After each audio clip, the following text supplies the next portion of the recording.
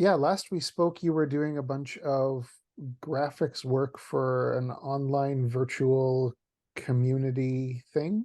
Yeah. I can't Uh, describe it better than that because it's not yeah, really my yeah. space. Yeah, I love virtual worlds, and I've done a bunch of stuff.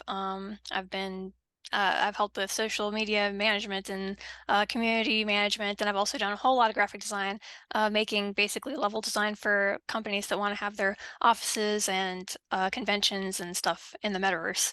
Not NFTs or anything like that. I don't deal in those, but virtual worlds. I do a lot of those.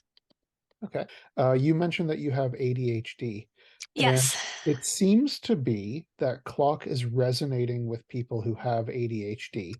So this call is kind of about digging into that. Like, what what is your experience with ADHD? What is your experience with Clock, and how do those two kind of fit together? Uh, Central to the experience of having ADHD, for many people is having difficulty with the flow of time.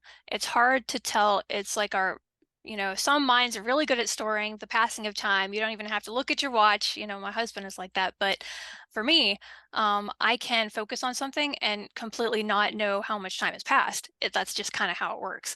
And to be a freelancer with that kind of neurology is difficult sometimes because you look back and you realize that you've spent so much time doing this work and a few days pass, or maybe not even a few days, and you are not sure how much time you have spent. And being able to look back and just see it on the page is like magic. It's like inexplicably, some people's minds just do that. They can remember, oh, I started this at such and such a clock. I took a break here.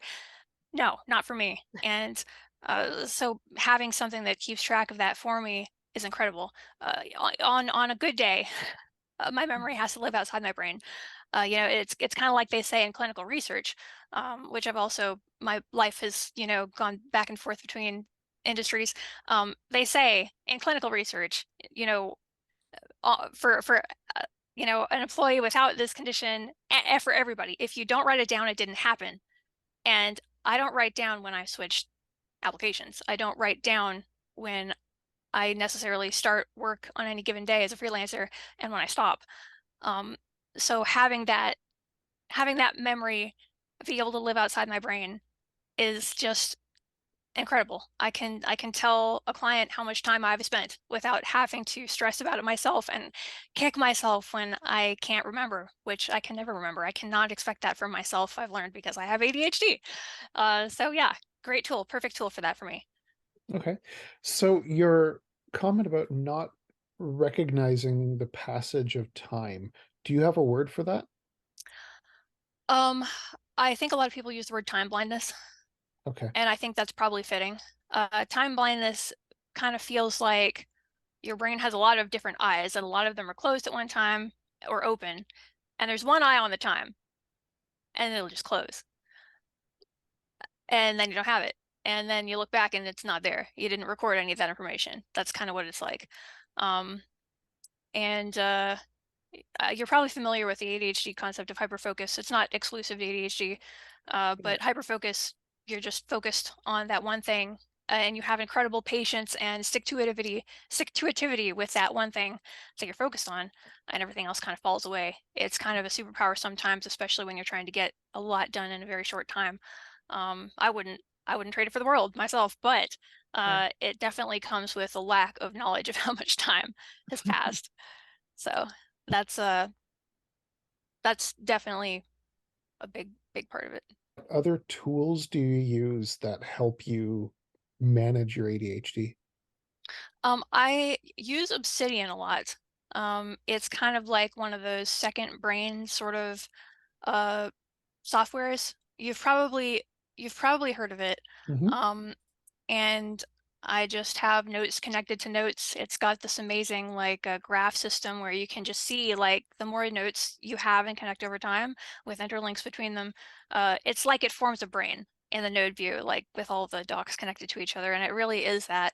I just There's that, and there's also I was just looking this up actually.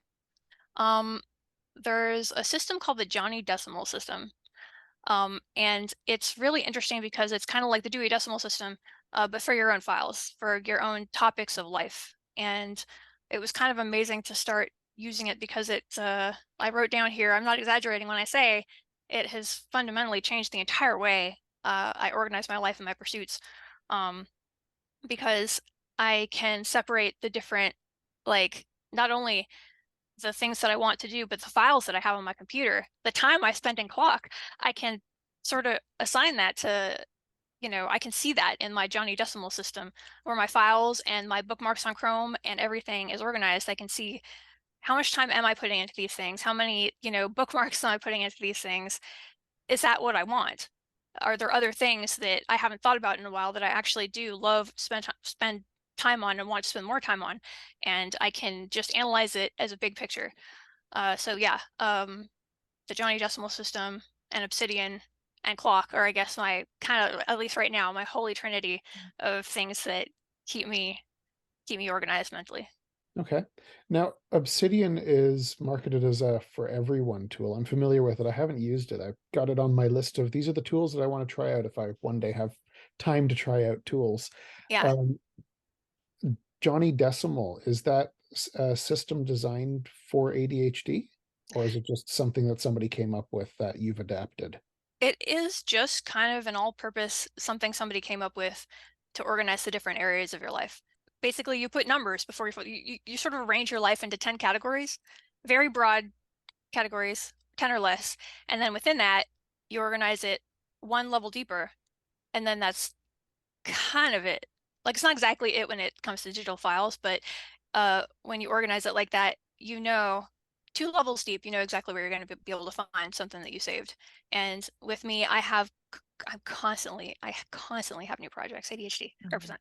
I constantly have new projects. I am constantly writing things down. I need there to be some sanity, and so to be able to have that sanity is, and it's just numbers. You just add numbers to the folders. It's not something you have to buy. It's not something that you have to, you know, and it's very modulatable to your own routine. So What has your experience of time blocking been? Like, what were the wins? What were the misses of trying out time blocking? so with ADHD, sometimes you're probably familiar right now with the term of executive function.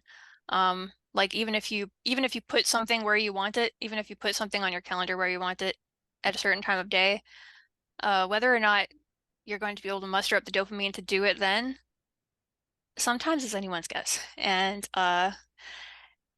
so it was both useful at times and also frustrating at times to see things roll over day after day after day after day after day.